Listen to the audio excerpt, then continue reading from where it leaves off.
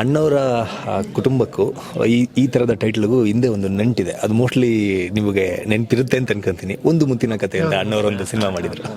ಅದೇ ಥರದ ಮತ್ತೊಂದು ಟೈಟಲ್ ಒಂದು ಸರಳ ಪ್ರೇಮ ಕಥೆ ಅಂತ ಹೇಳಲಿಕ್ಕೆ ಇಷ್ಟಪಡ್ತೀನಿ. ಒಂದು ಸರಳ ಪ್ರೇಮ ಕಥೆ ಈ ಟೈಟಲ್ ಅಂದರೆ ನನ್ನ ಲೈಫಲ್ಲಿ ತುಂಬ ಇಂಪಾರ್ಟೆಂಟ್ ಟೈಟಲ್. ಯಾಕಂದರೆ ಸಿಂಪಲ್ ಅನ್ನೋ ಸ್ಟೋರಿ ಫಸ್ಟ್ ಬರೆದಾಗ ನಾನು ಈ ಟೈಟಲ್ ಇಟ್ಟಿದ್ದೆ ಸ್ಕ್ರಿಪ್ಟ್ ಬರೆದಾಗ, ಒಂದು ಸರಳ ಪ್ರೇಮ ಕಥೆ ಅಂತ. ಆಮೇಲೆ ಇನ್ನೂ ಕ್ಯಾಚಿ ಆಗಿರೋದು ಅಂತ ಸಿಂಪಲ್ ಅನ್ನೋ ಸ್ಟೋರಿ ಆಯ್ತು. ಅದು ಹೋಗ್ತಾ ಆ 10 ವರ್ಷನೂ ನಾನು ಈ ಟೈಟಲ್ ರಿನ್ಯೂವಲ್ ಮಾಡ್ಕೊಂಬರ್ತಾನೆ ಇದ್ದೆ.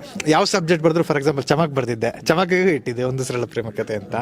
ಸೊ ಅವರು ಒಂದು ಸೆಕೆಂಡ್ ಸ್ವಲ್ಪ ಅಂದರೆ ಕ್ಯಾರೆಕ್ಟರ್ ಎಲ್ಲ ವೈಬ್ರೆಂಟ್ ಆಗಿದೆ, ಚಮಕ್ ಅಂತ ಹೇಳೋಣ ಅಂತ. ಅಂದರೆ ಮಾತು ಸ್ಕ್ರಿಪ್ಟ್ ಹೇಳ್ತಾ ಹಿಂಗೆ ಚಮಕ್ ಕೊಡ್ತಾನೆ ಅಂದಾಗ ಈ ವರ್ಡ್ ಹೇಳೋಣ ಅಂತ ಹೇಳಿದರು. ಸೊ ಫೈನಲಿ ಇದಕ್ಕೆ ಎಲ್ಲರಿಗೂ ಸೂಟ್ ಆದಾಗ ಇದರಲ್ಲೂ ಬಂತು. ಇದರಲ್ಲೂ ಇದು ಒಂದು ಸರಳ ಪ್ರೇಮ ಕಥೆ ಅಂತೀವಿ, ಬಟ್ ಇಷ್ಟೊಂದು ಟ್ವಿಸ್ಟ್ ಅಂತ ಅನಿಸಿದೆ. ಇದು ಆ್ಯಕ್ಚುಲಿ ಒಂದು ವಿರಳ ಪ್ರೇಮ ಕಥೆ ಅಂತ ಇಡಬೇಕು ಅಂತ ಅಂದರು.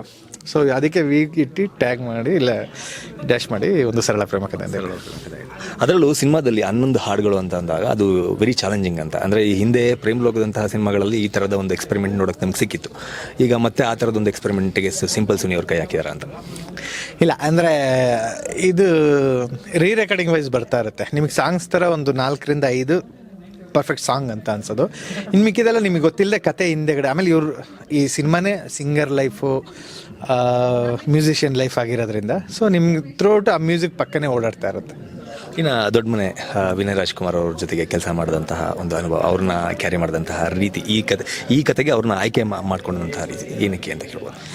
ಅಂದರೆ ನಾನು ಫಸ್ಟು ಬರೆದಾಗ ಚಿಕ್ಕಪೇಟೆಯಲ್ಲಿ ಸೀರೆ ವ್ಯಾಪಾರಿಗಳ ಹುಡುಗ. ಸೊ ಆ ಚಿಕ್ಕಪೇಟೆಯಲ್ಲಿ ಹೋಗಿ ಆ ಸೀರೆ ಸುದರ್ಶನ್ ದೊಡ್ಡಸ ಆ ರೋಡ್ ಇದೆಯಲ್ಲ, ಆ ರೋಡಲ್ಲಿ ನಿಂತರೆ ಗಿಜಿ ಓಡಾಡ್ತಿರ್ತಾರೆ, ಮದುವೆ ಮನೆಗೆಲ್ಲ ಪರ್ಚೇಸ್ ಮಾಡ್ತಿರ್ತಾರೆ. ನನಗೆ ಹೇಳಿದೆ ಇಲ್ಲಿ ಇದ್ರ ಮಧ್ಯೆ ಒಬ್ಬ ನಮ್ಮ ಹೀರೋ ಹಿಂಗೆ ನಡ್ಕೊಂಬರೋ ಶಾರ್ಟ್ ಅಂತ ತೆಗೆಯೋಣ, ಅದನ್ನೇ ಪೋಸ್ಟರ್ ಆಗಿಬಿಡೋಣ ಅಂತ. ಸೊ ಅದೇ ಟೈಮಲ್ಲೇ ನಾವಿನ್ನೂ ಯಾರು ಹೀರೋ ಅಂತ ಫಿಕ್ಸ್ ಆಗಿರಲಿಲ್ಲ. ವಿನಯ್ ಸರ್ದು ದಸರಾ ನೋಡ್ಬೇಕಾದ್ರೆ ಸುಮ್ಮನೆ ಮೆಟ್ಲು ಮೇಲೆ ಕೂತ್ಕೊಂಡು ನೋಡ್ತಾ ಇದ್ದೆ, ಒಂದು ಪಿಕ್ ವೈರಲ್ ಆಗಿತ್ತು. ಸೊ ನಾನು ವಿನಯ್ ಸರ್ ಸಖತ್ತಾಗಿ ಸೂಟ್ ಆಗ್ತಾರೆ. ಆಮೇಲೆ ನಮ್ಮ ಸೊಸೈಟಿ ಅನಂತ ನುಸ್ರತ್ ಇದು ಮಾಡಿದ್ರು, ನಂಗೆ ಅದು ತುಂಬ ಒಂದು ಇಷ್ಟವಾದ ಸಿನಿಮಾ. ಸೊ ಹೋಗೋಣ ಅಂದ್ಬಿಟ್ಟು ಕತೆ ಹೇಳಿದೆ, ಅವ್ರಿಗೆ ಇಷ್ಟ ಆಯಿತು. ಅಲ್ಲಿಂದ ಸಿಂಪ್ಲಿಸಿಟಿ ಅಂತಂದರೆ ಆ ಕುಟುಂಬದ ಬಗ್ಗೆ ಮಾತಾಡೋಂಗಿಲ್ಲ, ಎಲ್ಲರೂ ಇಡೀ ಕರ್ನಾಟಕಕ್ಕೆ ಗೊತ್ತು. ಆ ಚಿಕ್ಕಪೇಟೆ ಅಂತಹ ಆ ಥರ ಲೊಕೇಶನ್ಗಳಲ್ಲಿ ಅವ್ರನ್ನ ಕ್ಯಾರಿ ಮಾಡಿದಂಥದ್ದು ಹೆಂಗಿತ್ತು ಅನುಭವ?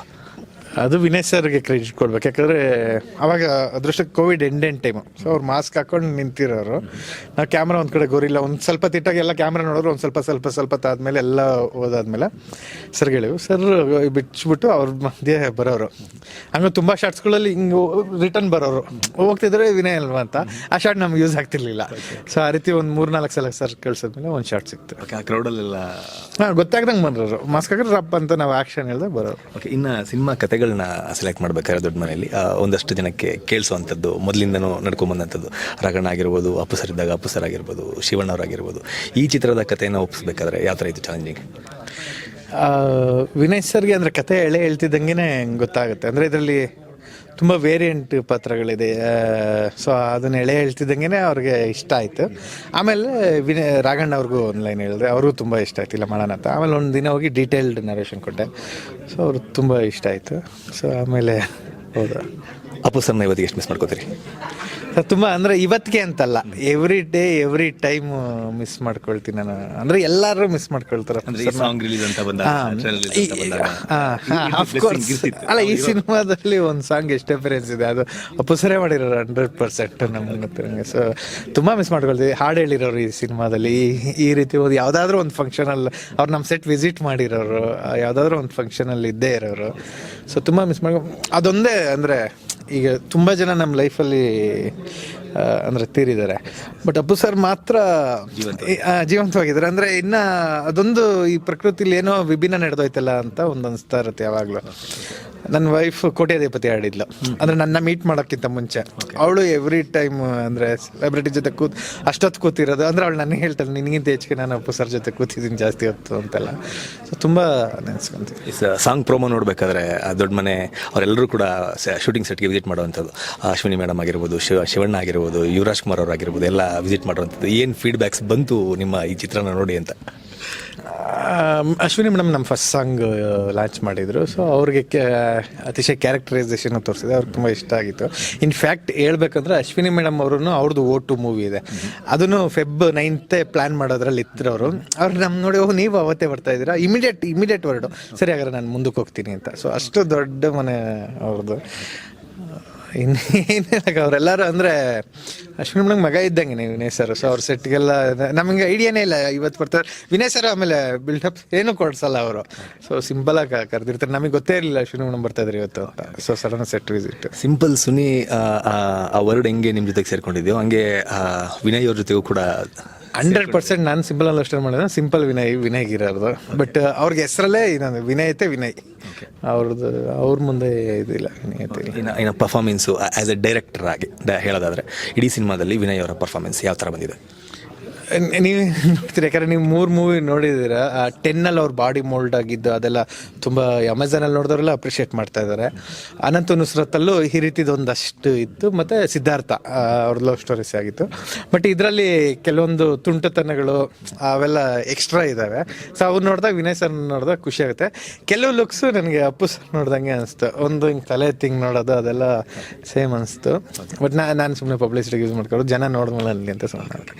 ಈ ಪ್ಯಾನ್ ಇಂಡಿಯಾ ಸಿನಿಮಾಗಳ ಜಮಾನದಲ್ಲಿ ಈಗ ಆಫ್ಟರ್ ಕಾಟೇರ ಮತ್ತೆ ನಮ್ಮ ಕನ್ನಡ ಸಿನಿಮಾಗಳು, ನಮ್ಮ ತನದ ಸಿನಿಮಾಗಳು, ಅಪ್ಪಟ ಕನ್ನಡ ಸಿನಿಮಾಗಳು ನೋಡಬೇಕು ಬರಬೇಕು ಅನ್ನೋದು ಟಾಕ್ ನಡೀತಾ ಇದೆ. ಅದ್ರ ಸಲುವಾಗಿ ಸಿನಿಮಾಗಳು ಕೂಡ ಬರ್ತಾ ಇದೆ. ಏನು ಹೇಳಕ್ಕೆ ಇಷ್ಟಪಡ್ತೀರಿ?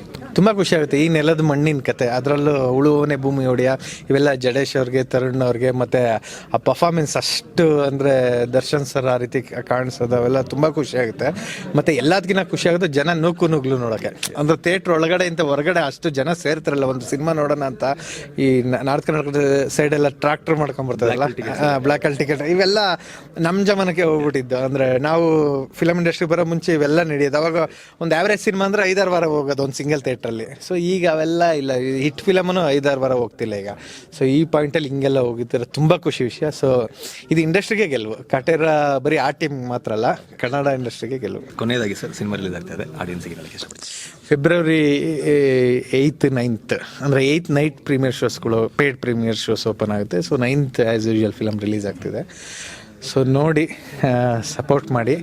ಯಾರ್ಯಾರಿಗೆ ಅದೇ ಓಲ್ಡ್ ಸ್ಕೂಲ್ ಮೂವೀಸು, ಯಾರೇನೇನು ಚೆಲುವೆ, ಎಕ್ಸ್ಕ್ಯೂಸ್ ಮೀ, ಈ ರೀತಿ ಫಿಲಮ್ಗಳು ಇಷ್ಟ ಆಗಿ ಆ ಫಿಲಮ್ಗಳು ನೋಡಿದಾಗ ಒಂದು ಗುಂಗಲ್ಲಿ ಇರ್ತೀವಿ ನಾವು, ಅದೇ ಒಂದು. ಸೊ ಅದೇ ರೀತಿ ಗುಂಗು ಕಾಡೋವಂಥ ಸಿನಿಮಾ ಜೊತೆಗೆ ಫನ್ ಫಿಲ್ ಆಗಿ ಹೋಗ್ತಾ ಇರುತ್ತೆ. ಸೊ ನೋಡಿ, ಸಪೋರ್ಟ್ ಮಾಡಿ. Thank you sir. Thank you sir. Thank you so much.